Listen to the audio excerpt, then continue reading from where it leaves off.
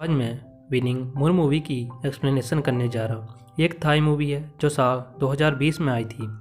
कहानी की शुरुआत में हमें एक आवाज़ सुनाई देती है जिसमें बताया जाता है कि ये रीत सदियों से चली आ रही है।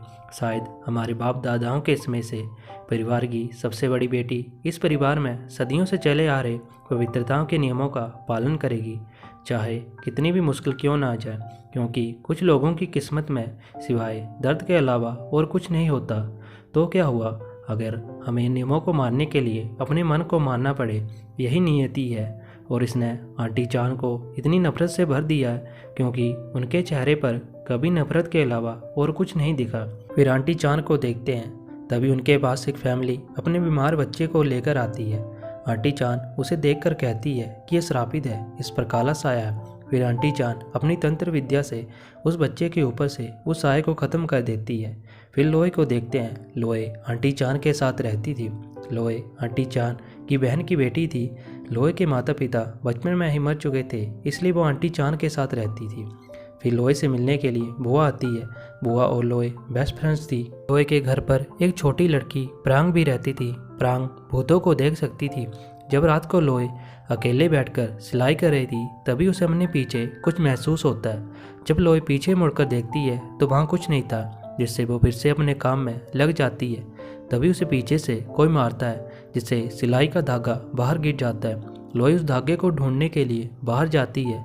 वो धागा लोए को मिल जाता है। जैसे ही लोए उस धागे को उठाने वाली होती है, तभी एक परछाई उस धागे को अपनी ओर खींच लेती है।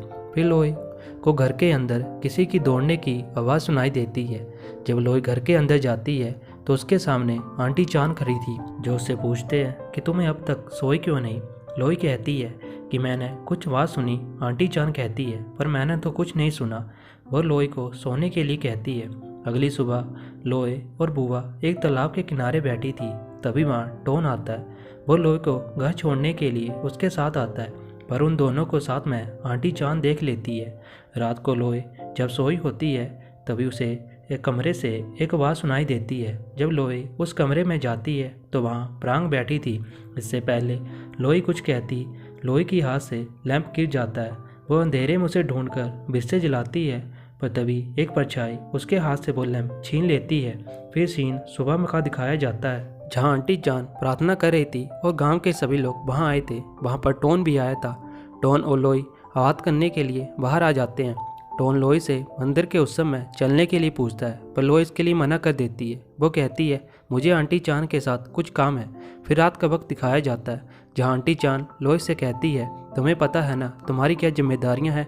जब भी मैं तुम्हें देखती हूँ तो मुझे तुम्हारी माँ की याद आती है। तुम्हारी माँ ने जवानी में जो गलतियाँ की थी, अब तुम भी उन्हीं गलतियों को दोहरा रही हो। लोई कहती है कि आपने मुझे कभी बताया नहीं कि मेरे माता पिता की मौत कैसे हुई। आंटी चान कहती है कि मुझसे इस बारे में कभी मत पूछना और अपनी जवानी को संभाल कर रखो, और तुम्हारे माँ बाप ने जो गलतियाँ की हैं तुम्हें उनकी भरपाई करनी होगी।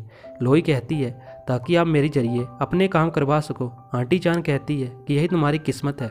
फिर लोई को आंटी चान तैयार कर गांव के बाहर एक मंदिर में भेजती है, जहां लोई अपने वस्त्र उतार कर पूजा करती है। फिर अगले दिन जब लोई बाजार जाती है तो उसे रास्ते में टोन मिलता है। वह दोनों आपस में काफ़ी देर तक बातें करते हैं।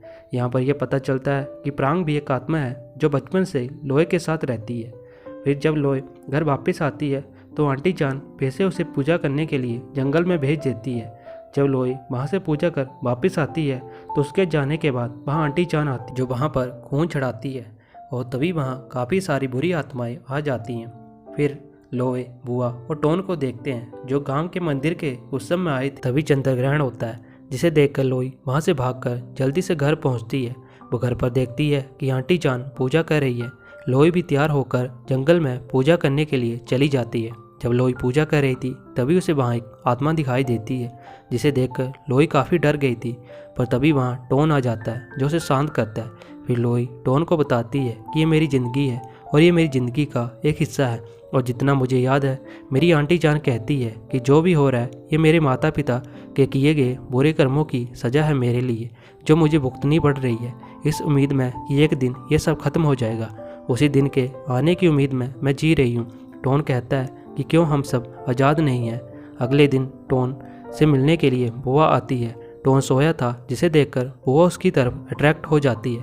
पर तभी टोन जग जाता है। टोन बुआ से पूछता है कि तुम यहाँ पर क्या कर रही हो।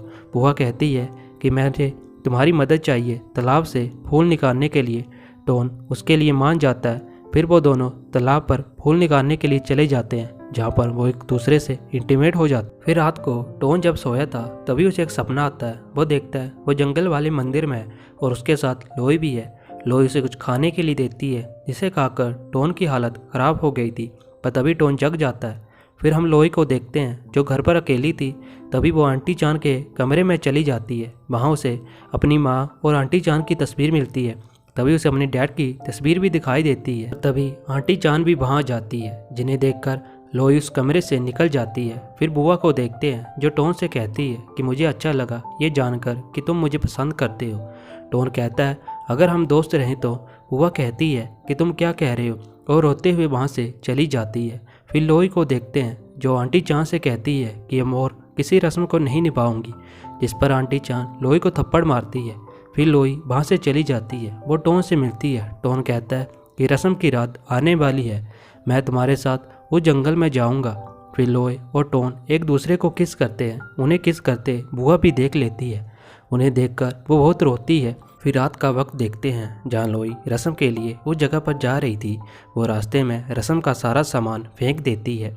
फिर उस जगह पर जाकर वो मंदिर का सारा सामान तोड़ने लगती है। तभी वहाँ टोन भी आ जाता है। फिर टोन और लोई वहीं पर इंटीमेट होने लगते हैं। टोन का पीछा करते बुआ भी वहाँ पर आ गई थी।